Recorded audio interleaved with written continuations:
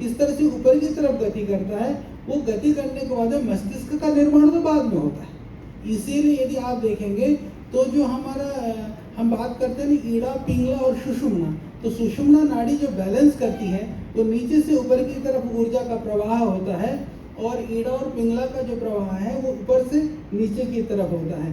वही जो हम मोटर और सेंसरी की बात करते हैं, कई लोगों ने उसको मोटर और सेंसरी ना मान करके मोटर का ही दो पार्ट जैसा उन्होंने विभाजित माना है, पर ये मोटर और सेंसरी नर्व हैं जो ऊपर से काम करती हैं, और जो न्यूट्रल है वो मूलाधार के रूप में नीचे से ऊपर काम करता है। और जब जब हम साधना करते हैं, जब जब ध्यान करते हैं, यदि भी मैं आज चाहता था कि उस विषय को थोड़ा सा समझाऊं, तो अभी मैं आपको इतना ही बताना चाहता हूँ। इसका जो संबंध है, जितना भी आप पूजा पाठ ध्यान पद्धतियाँ करते हैं, सबका ही संबंध उससे है। तो मैं ये जो बताना चाह रहा था, आज मुझे अच्छा एक विचार मेरे मन में आया अभी बैठे बैठे। अष्टांग योग से या चक्रों से जो जागरण है वो तो हम आपको बताएंगे जब भी अनुकूलता या ऐसा कुछ होगा। पर अभी आप इतना समझिए कि जितना भी जो ट्राइबल हमारे जो जनजातीय समुदाय हैं, उन जनजातीय समुदायों के अंदर में अपनी तरह की पूजा पाठ पद्धतियाँ और अपनी तरह की क्रियाएं हैं। जैसे उत्तराखंड में ही है, जनजातीय में नहीं, सभी लोगों में है। यहाँ पर जब हम जागरण करते हैं, देवता का जब जागृता वाला जो कार्यक्रम होता है, तो बहुत सारे लोग हिलते हैं, बहुत सारे झूमते हैं। इसी तरह से आप देखेंगे बंगाल या उड़ीसा में हुलूरी बोलते हैं, जीभ से ध्वनि करते हैं। इसी तरह से सभी ट्राइब्स में किसी न किसी तरह की क्रियाएं हैं। पर मुझे आज लगता है कि उन क्रियाओं के पीछे की वैज्ञानिकता को, और उससे हमारे अंदर जो तंत्रिका तंत्र के अंदर में वो कौन से नाड़ी को, नर्व को इफेक्ट करती है, जिससे कि हमारा चेतना का स्तर बढ़ जाता है, एक बड़ा काम हो सकता है।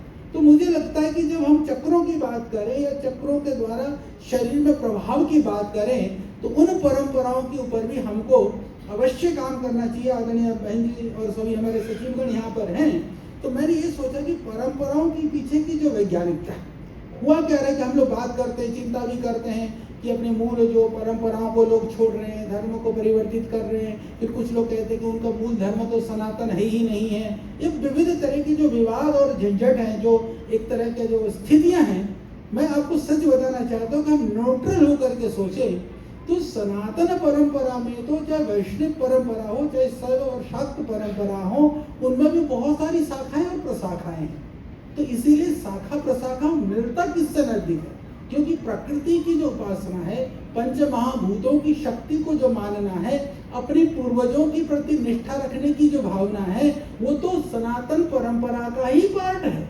तो मूलतः जो मूल तत्वों में कोई भिन्नता नहीं है, पर उनके जो ओरिजिनलिटी है, यानी कि हम उनको और कुछ उपासना को बताएं, उससे अच्छा कि उनकी उपासना पद्धति के अंदर सन्निहित वैज्ञानिकता को, उस विज्ञान को हम उसके अंदर अलग अलग तरह से रिसर्च करें, अलग अलग तरह से जो डॉक्यूमेंटेशन करें, एविडेंसेस को हम इकट्ठा करें। तो मुझे लगता है कि ये एक जो धर्मांतरण वाली जो बात है, धर्म को छोड़ देने वाली बात है, या अपने धर्म के प्रति गौरव और गर्व न कर पाने की बात है, जो नई पीढ़ियां हैं, इन सारी समस्याओं का समाधान हो करके एक हम बड़ा एक संदेश पूरी दुनिया को दे सकते हैं। क्योंकि मुख्य रूप से देखें तो जो प्रकृति पूजा तो ही है, जो ट्राइबल में हमारे यहाँ भी, बाकी सनातन में प्रकृति पूजा ही है। सारी पूरी सनातन के मूल में आप देखिए, हम बरगद के पेड़ में वो बांधते हैं धागा, पीपल में धागा बांधते हैं, नदी में जाकर चढ़ाते हैं, तुलसी की पूजा करते हैं। वृक्षों में भी बहुत सारे, जैसे मैं बोडो जाति में हमने बहुत काम किया ट्राइबल में, आसाम में। तो बोडो में दो हैं, एक हिंदू बोडो है, एक क्रिश्चियन थोड़े हो गए, बाकी मूल ओरिजिनली बाथो है। तो बाथो बोडो क्या करते हैं कि वो कैक्टस की पूजा करते हैं। जैसे हम तुलसी को पूजते हैं, उससे कैक्टस को पूजते हैं। और हम औषधि गुणों के रूप से यदि हम कैक्टस के गुणों को पूरी दुनिया में पहुंचा सके, क्योंकि वो स्किन डिजीज के लिए कैक्टस से बढ़िया कुछ है ही नहीं, और एलर्जिक प्रॉब्लम के लिए तुलसी से बढ़िया कुछ नहीं है। हम पीपल के धागा बांधते हैं, पीपल के पेड़ के तो नीचे बैठने मात्र से जितने भी जो आजकल स्त्री रोग और पुरुष रोग है ना, जितने भी जिसको हम गुप्त रोग कहते हैं, उनके लिए उससे बढ़िया कुछ है ही नहीं। तो बंधे स्त्री यदि पीपल के पेड़ के नीचे ही प्रतिदिन या सप्ताह में कुछ समय बैठ जाए तो उसको बंधत्व खत्म होने की संभावना है। ये विज्ञान है। हमारी परंपरा क्या कहती है कि जब पीपल के अंदर आप लपेटो धागा घुमाओ तो 15-15, 20-20, 108 लपेट की, उसके बहाने से उतनी देर तक उसके पास में वो लोग रहेंगे। तो ये बहुत सारे विज्ञान हैं। इसके पीछे हम एक साइंटिफिक यदि रिसर्च का काम करें तो ये बहुत बड़ा काम हो सकता है। इसी तरह से